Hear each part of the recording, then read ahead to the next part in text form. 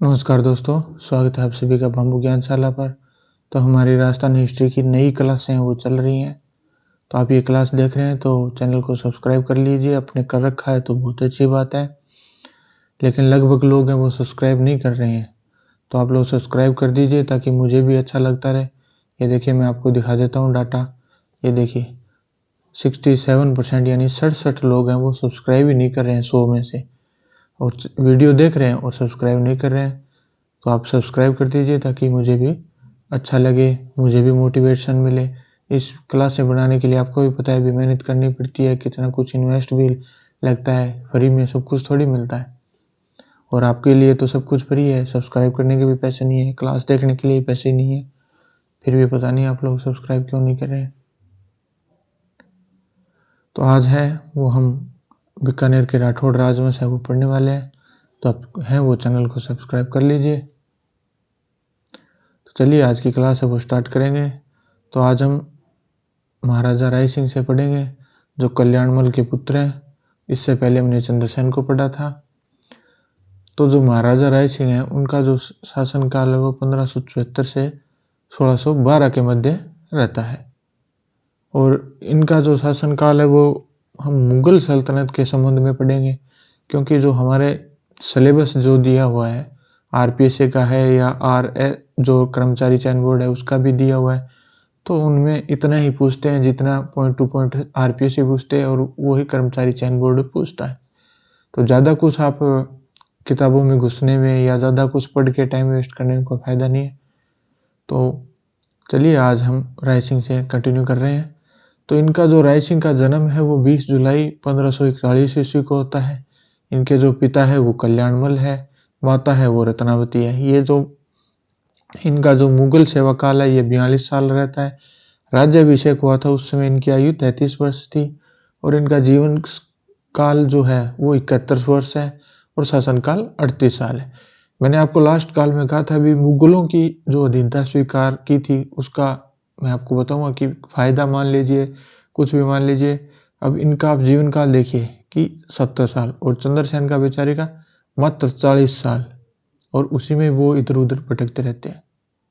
और जितनी उनकी उम्र थी उतना तो इनका शासन काल रहा, ये देखिए 38 वर्ष, और चंद्रसेन की आयु ही बेचारी की 40 वर्ष थी, और इनका तो 42 साल तो मुगल की सेवा में कार्यकाल है। और ये राज्याभिषेक इनका होता है ये 33 वर्ष की आयु में होता है। तो इनके जो राय सिंह हैं इनके समकालीन जो मुगल शासक हैं उनमें 1 नंबर है अकबर, 2 नंबर है जहांगीर जो सलीम कहते हैं। जो अकबर के समय है वो 1556 से 1605, जहांगीर है वो 1605 से 29। राय सिंह को मुगल दरबार का स्तंभ कहा गया है, कि राय सिंह है वो मुगल दरबार के लिए एक महत्वपूर्ण रहा है। जैसे मान सिंह था ठीक उसी प्रकार राय सिंह भी रहता है। राय सिंह को अकबर ने 4000 का मनसब प्रदान किया था, जिसे जहांगीर ने बढ़ाकर 5000 कर दिया था। ये जो राय सिंह है ये जहांगीर का खास था, मान सिंह है वो अकबर का खास था। तो 1572 से 74 तक अकबर ने बीकानेर के राय सिंह को मारवाड़ का प्रशासक नियुक्त किया था चंद्रसेन के विरुद्ध। ये मैंने आपको लास्ट क्लास में चंद्रसेन पढ़े थे तो बताया था। उसके बाद में राय सिंह ने गुजरात, काबुल, कंधार अभियान में भी अकबर का सहयोग किया था। 1573 में जो नागौर के काठोली के युद्ध में भी राय सिंह ने गुजरात के इब्राहिम मिर्जा के विरुद्ध विद्रोह को दमन है वो किया है। और 1573 में जो विद्रोह का दमन किया है तो 70 के जो नागौर का दरबार था उसमें अकबर की अधीनता स्वीकार कर ली थी। तो ये जो इन्होंने जो विद्रोह का दमन किया था ये अकबर की तरफ से ही किया था। अब 1573 में राय सिंह ने गुजरात अभियान के दौरान हुसैन मिर्जा को मृत्युदंड दे दिया था। यहाँ ये इब्राहिम मिर्जा है, इसका विद्रोह का दमन करता है 73 में, और यही 73 में जो गुजरात का अभियान है उसके दौरान हुसैन मिर्जा को मृत्युदंड है वो दे दिया है। गुजरात के जो मिर्जा बंधु थे उनमें हुसैन मिर्जा और इब्राहिम मिर्जा, इन्हीं के अभी खिलाफ अभियान पर राय सिंह गया था गुजरात। और 1574 में सिरोही के सुल्तान देवड़ा व बीजा देवड़ा के मध्य अनबन हो गई थी। तब राय सिंह ने सिरोही पर आक्रमण कर बीजा देवड़ा को खदेड़ दिया था तथा सिरोही का आधा सिरोही है वो महाराणा प्रताप के भाई जगमाल को दे दिया था। ये जगमाल था ये भी अकबर की शरण में चला गया था और अकबर तो ये सोच ही रहा था भी कैसे ना कैसे करके इन राजपूतों के अंदर हस्तक्षेप करने का मौका मिले। ये सिरोही है, इसमें ये सुल्तान देवड़ा व बीजा देवड़ा के मध्य अनबन हुई तो यहाँ घुस गए, उधर मारवाड़ में घुस गया और जो बीकानेर और जैसलमेर है उनके शासकों ने नागौर दरबार में अकबर की चिंता स्वीकार है वो कर ही ली थी। तो अकबर की आप देख सकते हैं भी किस लेवल का शासक था। महान तो देखिए हमारे जो पीछे के जो शिक्षा मंत्री रहे हैं वो बेवकूफ़ रहे हैं तो उनकी वजह से अकबर को महान बता दिया गया है। बाकी महान वाला ऐसा कुछ नहीं है, लेकिन हाँ इतना मान सकते हैं कि युद्ध है वो कम होने स्टार्ट हो गए थे तो ये ठीक था। जतानी का जो युद्ध है वो 1583 के अंदर होता है सिरोही में। किन किन के मध्य? तो सुल्तान देवड़ा व जगमाल के मध्य, और ये जगमाल है वो अकबर के का सेनापति बन के वो युद्ध है वो यहाँ करता है और इस युद्ध में जगमाल है वो मारा जाता है, यानी जगमाल की मृत्यु दतानी के युद्ध में 1583 में। और 1581 में राय सिंह को अकबर ने मान सिंह का सहयोग करने हेतु काबुल भेजा था, यानी कि मान सिंह वो पहले ही काबुल गया हुआ था और उसका सहयोग करने के लिए राय सिंह को भी भेजा गया था 81 में। और काबुल में जो शासक था वो मिर्जा हाकिम था, उसका विद्रोह का दमन करने के लिए मान सिंह और राय सिंह दोनों को भेजा गया था।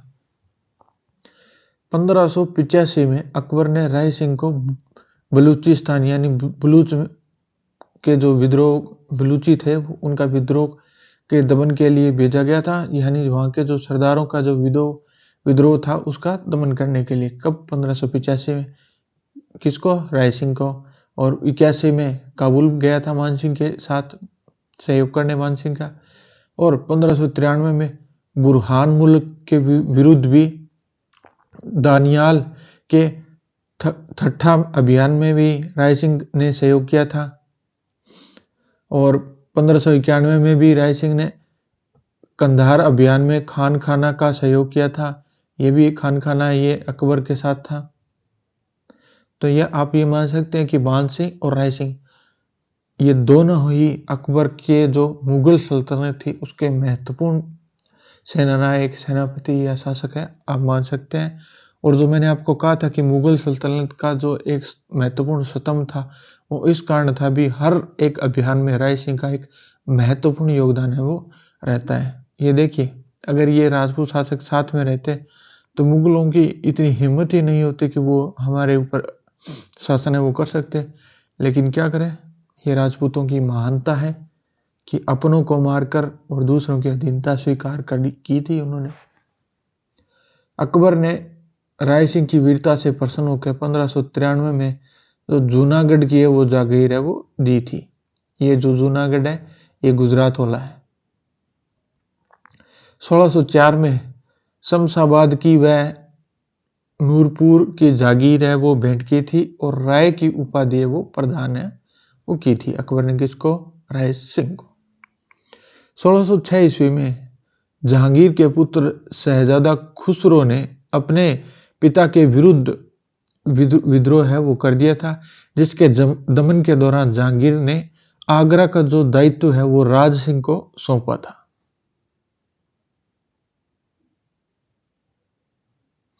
सॉरी ये राय सिंह है। राय सिंह ने अपने मंत्री करमचंद की देख रेख में और ये जो जूनागढ़ है इसके अंदर जो दुर्ग का निर्माण है करवाया है। और जूनागढ़ को क्या कहते हैं? जमीन का जेवर। इसका निर्माण है वो 1589 से 94 के मध्य होता है। प्रवेश जो द्वार है जूनागढ़ का उसको सूरजपोल, और सूरजपोल के पास ही आप देखेंगे आप अगर घूमने गए हो तो जयमल व फत्ता की मूर्तियां हैं वो लगाई गई हैं। आप जैसे ही घुसेंगे तो आपको दोनों साइड जो है ये गेट है इसके इस साइड और इस साइड आपको मिल जाएंगे, कभी जाएं तो देखिएगा। और राय प्रशस्ति का उत्कीर्ण है वो भी करवाया था। उत्कीर्ण करता था राय सिंह, लेखक था जैता या जयता। राय सिंह के समय बीकानेर में ये चित्रकाल या अकाल है ये त्रिकाल जिसको बोल रहे हैं ये पढ़ा था, यानी अकाल है वो पढ़ा था। तो उस समय राय सिंह ने भी मदद है वो लोगों की थी। जो अकाल है वो त्रिकाल है वो राय सिंह के समय ही बीकानेर में बढ़ा था। जय सोम के ग्रंथ करमचंद्र वंशो कीर्तन काव्य में राय सिंह को राजेंद्र की उपाधि दी गई है। ये प्रश्न आपको आज तक मिला नहीं है, तो आपको ये चीज ध्यान रखना है कि जय सोम के ग्रंथ करमचंद्र वंशो कीर्तन काव्य में राय सिंह को राजेंद्र की उपाधि वो दी थी। और मुंशी देवी प्रसाद ने राय सिंह को राजपुताने का करण कहा है। ये क्यों कहा है कि बताते हैं कि राय सिंह अपने ससुराल में गया हुआ था, तो उनकी जो सालियां थी उन्होंने मजाक में काफ़ी कुछ मांग लिया था, तो राय सिंह ने दे दिया था।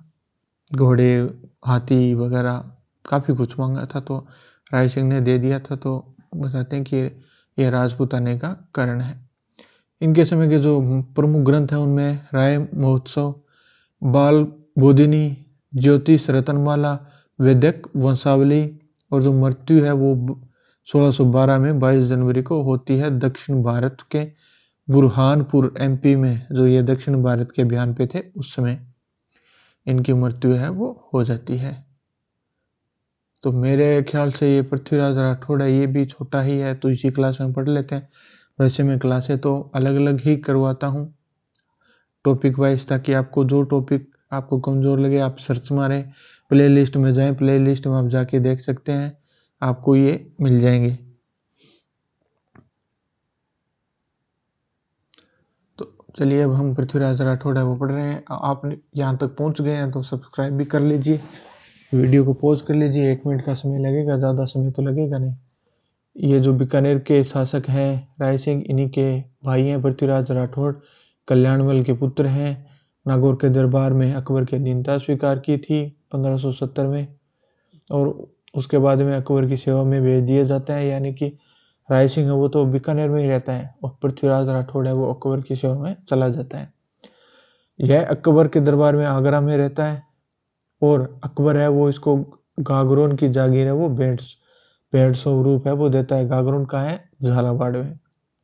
और ये डिंगल भाषा के प्रसिद्ध है वो विद्वान थे। कौन? पृथ्वीराज राठौड़।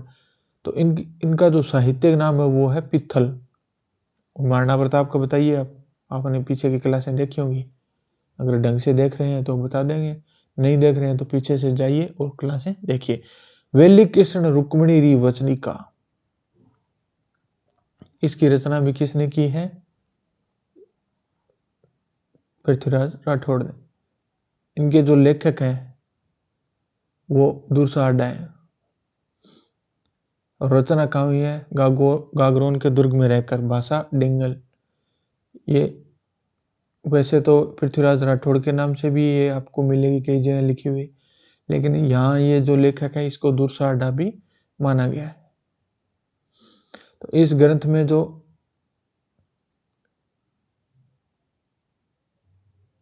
भगवान कृष्ण व रुक्मिणी के विवाह का उल्लेख है वो मिलता है। और ये जो कवि दुर्साहडा है ये इस ग्रंथ को पांचवां वेद व 19वां पुराण कहते हैं। लेकिन ये वेली कृष्ण रुक्मिणी ये पृथ्वीराज राठौड़ ने लिखी है। तो ये आपको क्वेश्चन आएगा तो आपको पृथ्वीराज राठौड़ ही करना है। लेकिन आपसे ये पूछा जा सकता है कि 5वां वेद व 19वां पुराण है वो किसने कहा है? तो दुर्साहडा ने कहा है। और इसके अंदर वर्णन जो ग्रंथ है इसमें किसका मिलता है? भगवान श्री कृष्ण व रुक्मिणी के विवाह का। और कर्नल टोड ने इस ग्रंथ में 10,000 घोड़ों का अस्तबल है वो बताया है, कि जो 10,000 घोड़ों का अस्तबल है वो बताया है। पृथ्वीराज के जो अन्य ग्रंथ हैं उनमें दशमत, भागवतरा, दूहा, राउत, गंगा लहरी। और इटली के जो प्रसिद्ध विद्वान हैं एलपी टेसिटोरी ने पृथ्वीराज राठौड़ को डिंगल का हेरोस कहा है। यानी डिंगल का हेरोस किसने कहा है? LP Tessitori.